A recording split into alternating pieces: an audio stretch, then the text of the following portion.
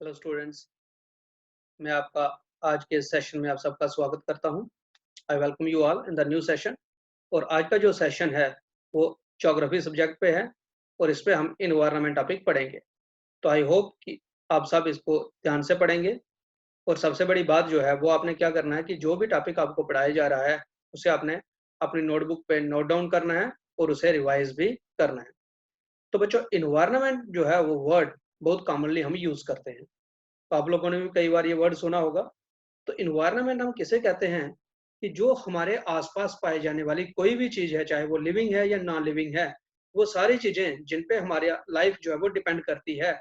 जहाँ हम कह सकते हैं कि all the things that are necessary for our survival, कि हमारे जीने के लिए जो भी चीज हमारे आसपास पाई जाती है वो सारा का सारी चीजें हमारा क्या बनाती हैं, इन्वायरमेंट। तो इन्वायरमेंट क्या हो गया? Everything that surrounds living organisms forms the environment. कि लिविंग ऑर्गेनिज्म के आगे पीछे पाई जाने वाली हर चीज जो कि उसके जीने के लिए बहुत ज्यादा जरूरी है, वो हर चीज जो है वो हमारा क्या है, एक इन्वायरमेंट का हमारा हिस्सा है।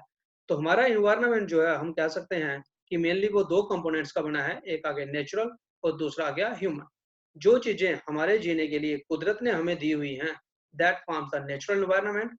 और जो चीजें इंसान ने खुद अपने जीने के लिए बनाई हुई हैं, चाहे वो अपना जीने का लग्जरी स्टाइल के लिए, चाहे हम कह सकते हैं कि अपने जो नई नई चीजें इंसान खुद बना रहा है, जैसे बिल्डिंग्स हैं, रोड्स हैं, वो सारे के सारे जो है वो किसके अंडर आते हैं? Human made.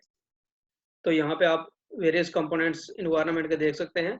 नेचुरल कंपोनेंट जैसे आ गया air, water, land and all the living organism including plants, animals and human beings.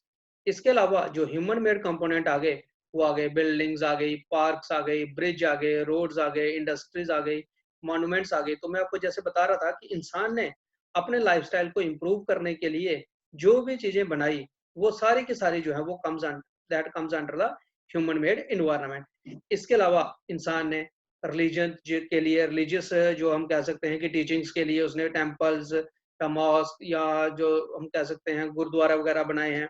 इसके अलावा एजुकेशन इंस्टीट्यूशंस हैं। इकोनॉमिक कंडीशंस जो के लिए, जो अपनी इकोनॉमिक कंडीशन को इम्प्रूव करने के लिए कई टाइप के बिजनेस एस्टेब्लिशमेंट बनाई हैं। That all come under the human environment. तो सबसे पहले हम बात करते हैं नेचुरल इन्वायरमेंट्स की। तो जो भी चीजें हमें नेचर ने प्रोवाइड की हैं, they all forms the natural environment. तो नेचुरल इन्वायरमेंट के हम कह सकते हैं दो मेन कंपोनेंट हैं। एक आ गया बायोटिक कंपोनेंट और दूसरा आ गया एबायोटिक। तो बायो मीन लिविंग।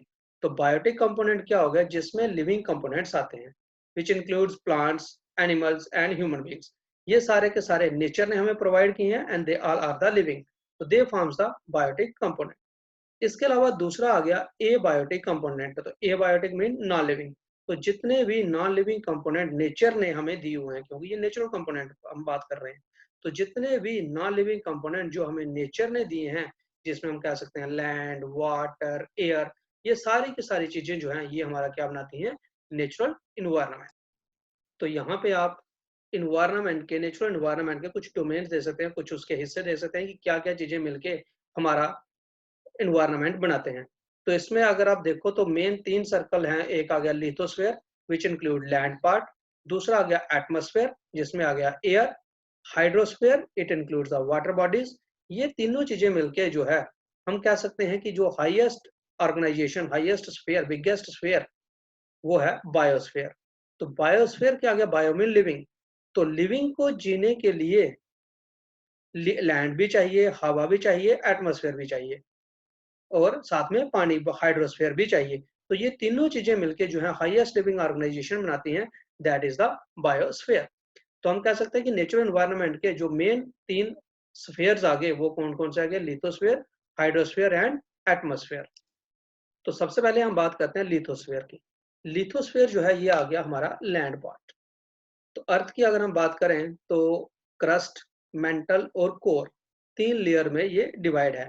तो मेनली जो टॉप मोस्ट लेयर है, यहाँ पे सारी की सारी एक्टिविटी, चाहे इंसान कर रहा है, जहाँ जानवर जो एक्टिविटीज कर रहे हैं, तो वो सारी की सारी एक्टिविटीज जहाँ पे हम रहते हैं, which includes grazing of animals, agriculture के लिए हमें लैंड या बिल्डिंग्स बनाने के लिए जो जमीन है, बड़े बड़े ब्रिजेस हम बनाते हैं, तो वो सारा का सारा हम लैंड पार्ट पे करते हैं। तो ये सारा का सारा लैंड पार्ट जो है वो कहाँ पे आता है? उसको हम क्या कहते हैं? लिथोस्फीयर। तो इसमें लिथोस्फीयर में क्या आ गया, it is made up of rocks and minerals and covered by thin layer of earth. कि अर्थ में भी डिफरेंट टाइप्स ऑफ मिनरल्स हमें मिलते हैं, रॉक्स में बहुत सारे मिनरल्स हैं। तो जितना भी ये रॉकी मटेरियल है, जितना भी ये लैंड पार्ट है, it all comes under the lithosphere. तो इस पे हमें यहाँ पे लिथोस्फीयर हमें क्या क्या प्रोवाइड करता है, क्या क्या हमें मिलता है। यहाँ पे फॉरेस्ट मिलते हैं, यहाँ पे ग्रासलैंड है जहाँ पे जानवरों को चरने के लिए जगह है, लैंड फॉर एग्रीकल्चर जो खेतीबाड़ी की जमीन है वो भी लैंड पार्ट आ गया, और ह्यूमन सेटलमेंट। ह्यूमन सेटलमेंट का मतलब हो गया इंसान अपने रहने के लिए जो बड़ी बड़ी बिल्डिंग्स बनाता है, वो सारे के सारे कहाँ पे बनाते हैं हम, जमीन पे। तो it all comes under the lithosphere.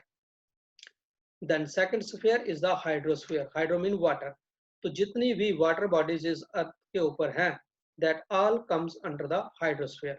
अर्थ की अगर हम बात करें तो 70% अर्थ जो है वो वाटर से कवर्ड है, which includes all the water bodies like rivers, lakes, ponds, seas, oceans, streams। वो सारे के सारे जितने भी वाटर बॉडीज हैं, वो सारी की सारी जो है वो क्या है, हाइड्रोस्फीयर। और पानी जो है हमारे जीने के लिए बहुत ज्यादा जरूरी है, तो it is very essential component of the biosphere. Number 3 is the atmosphere. तो एटमॉस्फेयर जो है ये क्या है, envelope of air that surrounds the earth. जो हमारे अर्थ के आगे पीछे जो हवा है। अब earth is the only planet where life is possible. और अर्थ के ऊपर लाइफ पॉसिबल क्यों है, one of the reason is the atmosphere. तो एटमॉस्फेयर जो है it consist of various gases. कई टाइप की गैसेस इसमें है, like carbon dioxide, oxygen, nitrogen, methane. इसके अलावा यहाँ पे और भी बहुत सारी चीजें हैं, लाइक डस्ट पार्टिकल्स हैं, वाटर वेपर्स हैं। तो ये सारे मिलके हमारा एटमॉस्फेयर बनाते हैं। तो एटमॉस्फेयर हमारे लिए बहुत ज्यादा जरूरी है। एक तो एटमॉस्फेयर की वजह से ही जो हम कह सकते हैं कि earth is neither too hot not too cold. ना ही जहाँ पे बहुत ज्यादा गर्मी है, ना ही बहुत ज्यादा ठंड है। एक मॉडरेट टेम्परेचर है, जिसकी वजह से हमारी लाइफ जो है वो यहाँ पे पॉसिबल है। दूसरा, एटमॉस्फेयर में ही एक प्रोटेक्टिव लेयर होती है, ओजोन लेयर। वो ओजोन लेयर जो है वो हमें सन की हार्मफुल रेडिएशन, अल्ट्रावायलेट रेडिएशन से बचाते हैं। अगर वो अल्ट्रावायलेट रेडिएशन जमीन पे आ जाएं, तो एनिमल्स में इंक्लूडिंग ह्यूमंस में स्किन कैंसर हो सकता है। ये प्लांट्स को डैमेज करती है, अर्थ का टेम्परेचर भी धीरे धीरे बढ़ता जाएगा। तो atmosphere is one of the very important and most important component. Number 4 is the biosphere. तो बायोस्फीयर आपको बताया कि तीनों स्फीयर, लिथोस्फीयर, हाइड्रोस्फीयर, एटमॉस्फेयर, ये तीनों की तीनों चीजें लिविंग ऑर्गेनिज्म के सर्वाइवल के लिए बहुत ज्यादा जरूरी हैं। तो ये सारा मिलके हाईएस्ट लिविंग ऑर्गेनाइजेशन, जिसमें लिविंग बींग्स और उनका relation with the lithosphere, hydrosphere and atmosphere, वो सारा का सारा एक सिस्टम बन जाता है। And that highest living of organization is called as the biosphere. तो बच्चों ये हो गए एटमॉस्फेयर, लिथोस्फीयर एंड हाइड्रोस्फीयर। तो ये हमारा आ गया इन्वायरमेंट के नेचुरल कंपोनेंट। तो कल हम पढ़ेंगे जो है इसका बाकी क्या है, ह्यूमन मेड इन्वायरमेंट के बारे में थोड़ी सी आपको जानकारी दूंगा, और साथ में हम इसके बाकी टॉपिक जो है इंक्लूडिंग क्वेश्चन आंसर्स, उनके बारे में हम कल करेंगे। तो तब तक आप लोगों ने क्या करना है कि इसको अच्छे से रिवाइज करना है, नोटबुक पे नोट डाउन करना है, और साथ ही साथ अपनी सेहत का भी ख्याल रखना है। कि आप लोग जानते ही हैं कोरोना महामारी कैसे तेजी से फैल रही है। तो जो भी हेल्थ गाइडलाइंस आपको दी जाती हैं, उनको आप पूरा फॉलो अप करें, और सबसे बड़ी बात, घर पे रहें और सुरक्षित रहें। Thank you and have a nice day.